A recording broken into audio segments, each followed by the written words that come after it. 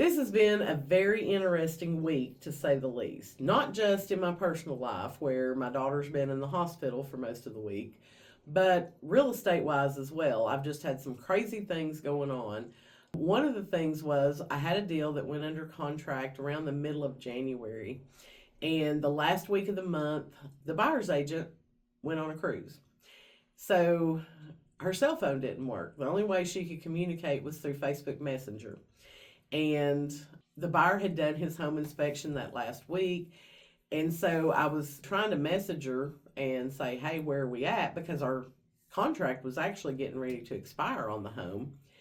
And she comes to me Tuesday, calls me up, and was like, yeah, the home inspection showed this, this, and this, so my buyer's going to terminate. Since the contract's already expired, then I'll just send you a notification for your file. And I was like, slow your roll, sister.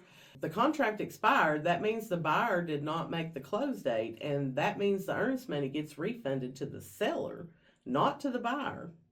And you're already past your inspection period, so he can't terminate over the inspection, or he's going to lose his earnest money there as well. You don't need to cut that check quite yet. And so I spoke with my seller. I told her kind of what was going on. She said, well, if there's major things wrong with the house that's going to keep somebody from buying it, I would like to see that report and know what those are. So we kind of worked it out that she agreed to release the earnest money back to the buyer in exchange for a copy of those inspection reports. That way she could see what the inspector deemed on the house and get those things addressed before we go under contract with the next buyer. But it is very frustrating when you're a real estate agent and you're dealing with agents who don't get people to cover for them when they're on vacation, when people don't know the contract and they just assume that, oh, well, yeah, this is terminated, we're going to give the earnest money back.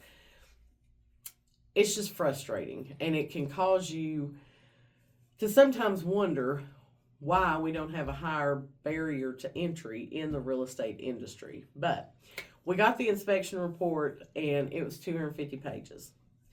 And that is like overwhelm for any buyer. Now, when I started looking through it, I couldn't tell you how many blank pieces of paper were in this inspection report.